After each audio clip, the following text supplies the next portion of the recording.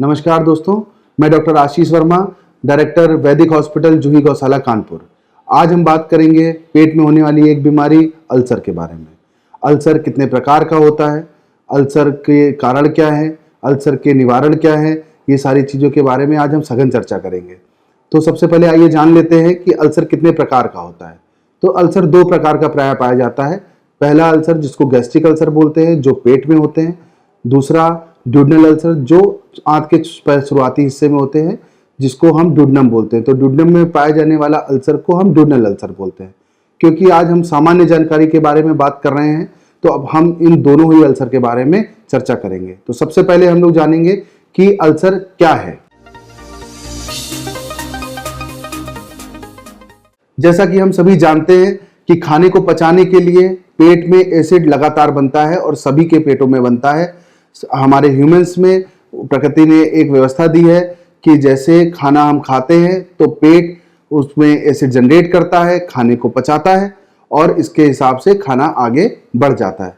लेकिन प्रकृति ने एक ऐसी व्यवस्था भी दी है कि एक म्यूकस की लेयर को हमारे स्टमक की सबसे ऊपरी सतह पर लगाया है, जिससे एसिड जो है वो डायरेक्टली स्टमक की वॉल पे अटैक नहीं कर पाता और हमारा पेट एसिड के डायरेक्ट कांटेक्ट में नहीं आता और ये म्यूकस लेयर जो है ये पेट की दीवारों को बचाती है।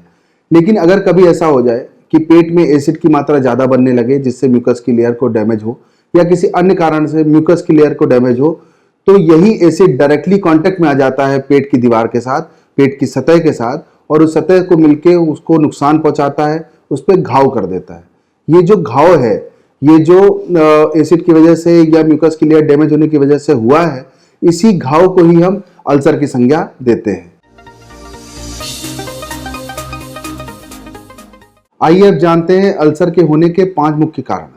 तो जैसा कि पहले मैंने आपको डिस्कस किया है कि पहला जो कारण, मेन कारण है, वो एसिड के चलते होता है। जब एसिड की मात्रा ज़्यादा बढ़ जाए पेट में तो ये अल्सर हो सकते हैं। लेट 90s में एक स्टडी आई जिसने ये बताया कि पेट में एक हेलिकोबैक्टर नाम का कीटाणु पाया जाता है, जो कि अल्सर को बनाने में मुख्य कारण प्ले करता है। और हम जो कि देखें तो जो विकासशील देश हैं उसमें हेलिकोबैक्टर कीटाणु पेट की सतह पे कई पेशेंट्स ऐसे कंप्लेन में आए हैं जिनमें पाया जाता है, और इसी की वजह से पेट में अल्सर वाली बीमारी हो जाती है। तीसरा कारण अगर हम बात करें तो जैसे जैसे उम्र बढ़ती है, उम्र बढ़ने के साथ साथ शरीर में जोड़ों में दर्द, घुटनों में दर्द और भी कई प्रकार के दर्द जो बढ़ती उम्र के साथ पैदा होते हैं, उसको सही करने के लिए या उसका निवारण करने के लिए कई बार हम लोग दर्द निवारक दवाइयाँ रेगुलर वे में खाने लगते हैं।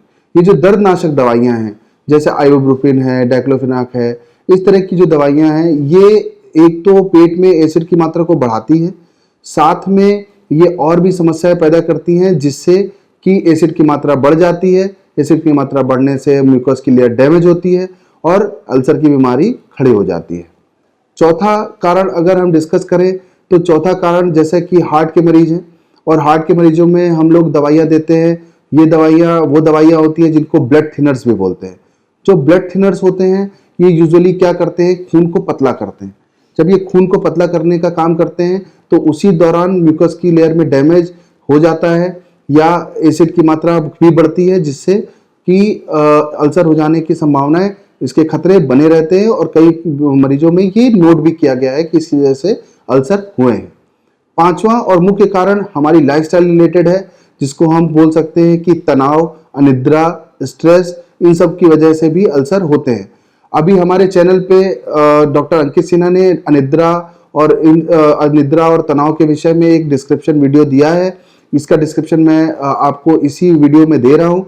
आप इस पे क्लिक करके उसके बारे में डिटेल जानकारी प्राप्त कर सकते हैं कि अनिद्रा हमारे लिए किस तरीके से नुकसानदायक है।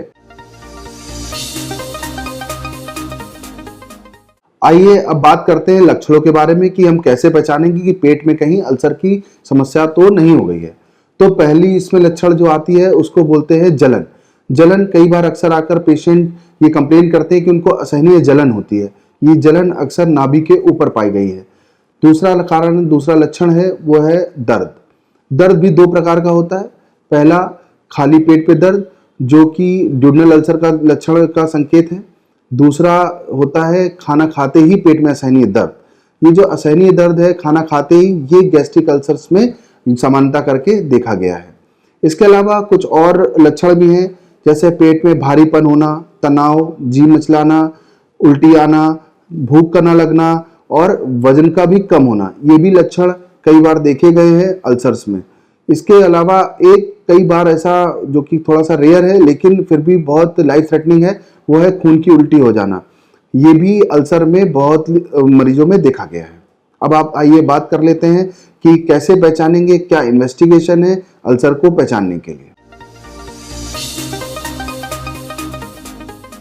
इन्वेस्टिगेशन प्रायः इसको पहचानने के लिए सबसे पहले एक बेरियम टेस्ट कर सकते हैं हम लोग। इसमें बेरियम नामक दवा को पिलाया जाता है पेशेंट को और बहुत सारे एक्सरे किए जाते हैं। उस एक्सरे से हम ये पहचानते हैं कि पेट के किस भाग में कोई अल्सर है ना, उसको पहचान के फिर उसको ट्रीट किया जाता है। दूसरा जो काम है वो हेलिकोबैक्टर टेस्ट, जैसा कि आपको बताया था कि हेलिकोबैक्टर जो कीटाणु है इसके से अल्सर होते हैं, तो हेलिकोबैक्टर को पहचानने के लिए कई सारे ब्रीड टेस्ट हैं, ब्लड टेस्ट हैं, या एक रैपिड यूरिन टेस्ट भी करते हैं जो कि एंडोस्कोपी के दौरान होता है। उसको भी करके हम पता कर सकते हैं कि कहीं हेलिकोबैक्टर का इन्फेक्शन तो नहीं है।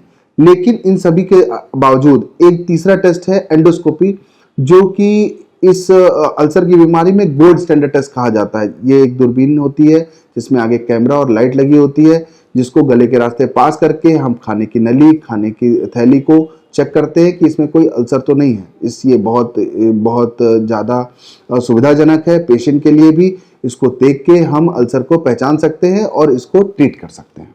अब आइए हम लोग जानेंगे कि इसके ट्रीटमेंट के लिए क्या हमारे फिजिशियंस, हमारे डॉक्टर सलाह देते हैं।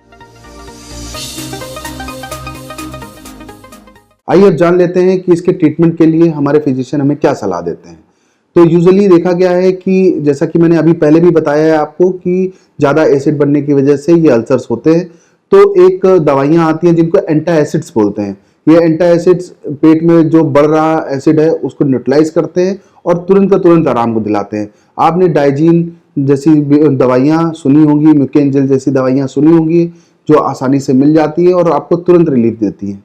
इसमें जो दूसरा ट्रीटमेंट का पार्ट है वो है कोटिंग एजेंट्स। कोटिंग एजेंट्स मतलब जैसे सुफ्रेट जैसे सिरप आते हैं जिनको आप पिएंगे तो आपके अल्सर के ऊपर एक लेयर बनाते हैं और एसिड का डायरेक्ट कांटेक्ट इस अल्सर से होने नहीं देते, तो इससे भी आपको अल्सर की हीलिंग में आराम मिलता है। तीसरा जो इसका सबसे अच्छा ट्रीटमेंट है वो है पीपीआई थेरेपी। पीपीआई मतलब प्रोटॉन पंप इनहिबिटर। ये बिल्कुल मॉडर्न थेरेपी है जिसमें पेंटाप्राजोल, रबिप्राजोल, इसोमेप्राजोल, डेक्सामेथासोन नामक सॉल्ट की कई सारी दवाइयाँ मार्केट में मौजूद हैं, जिसको लंबे समय तक हम यूज़ कर सकते हैं और इससे हम रिलीफ भी पा सकते हैं। जैसा कि मैंने पहले भी बताया था कि हेलिकोबैक्टर नामक एक कीटाणु होता है जो ये अल्सर को बना सकता है, जो ताकत रखता है अल्सर को बनाने की। इसको ट्रीट करने के लिए, क्योंकि ये बैक्टीरिया है इसलिए इसको हम लोग एंटीबायोटिक्स यूज़ करते हैं इसमें। तो हम लोग क्लेरिथ्रोमाइसिन का यूज़ करते हैं, एमोक्सिसिलिन का यूज़ करते हैं, या फिजिशियन जैसे भी सलाह देते हैं उस तरीके से इसका ट्रीटमेंट किया जाता है। कॉम्प्लिकेशंस के बारे में बात कर लें तो कॉम्प्लिकेशंस क्या क्या हो सकते हैं अल्सर की बीमारी में। तो जैसा कि मैंने बताया कि ये जो अल्सर है ये पेट की दीवार में या आंत की दीवार में होते हैं, तो कई बार इसको सही से अगर ट्रीट नहीं हो पाए हैं या कई बार ये अचानक से बड़े हो गए हैं तो ये आंतों में छेद भी कर सकते हैं, तो परफोरेशन हो सकता है। इसमें आपको तुरंत हॉस्पिटलाइज होने की ज़रूरत पड़ेगी। दूसरा, मैंने आपको बताया था कि इसमें कई बार खून की उल्टियाँ हो जाती हैं, क्योंकि कोई नस जो उस घाव में होती है वो कई बार ब्लीड कर जाती है। इसमें भी आपको हॉस्पिटलाइज होने की, हॉस्पिटल जाने की, अपने डॉक्टर संपर्क करने की आवश्यकता तुरंत पड़ेगी। तीसरा, कई बार अल्सर ठीक हो जाता है लेकिन ठीक होने पे वो खाने की नली को सिकोड़ देता है, जिससे उसका रास्ता नैरो हो जाता है, तो कोई भी खाना खाते हैं तो उस रास्ते से पास नहीं होता है। इसको हम लोग गैस्ट्रिक आउटलेट ऑब्स्ट्रक्शन की संज्ञा देते हैं। इसके लिए भी आपको कई बार फिजिशियन और कई बार सर्जन से भी सलाह लेनी पड़ सकती है। आइए हम बात करते हैं डाइट के विषय में कि अब हम अगर अल्सर की बीमारी हो गई है तो हम क्या डाइट रखें। अल्सर ना हो या अल्सर हो गया हो ट्रीटमेंट के दौरान, तो हमको सॉफ्ट डाइट लेनी चाहिए।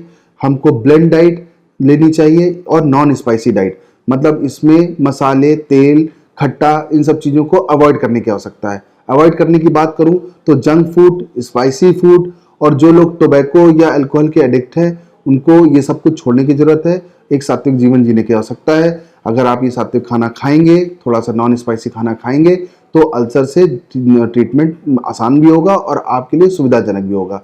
लाइफस्टाइल इंप्रूव करके भी हम अपने स्ट्रेस को कम कर सकते हैं और अल्सर से बच सकते हैं। ये वैदिक हॉस्पिटल का ये चैनल आपके स्वास्थ्य की जानकारी को और अच्छा और बढ़ाने के लिए बनाया गया है।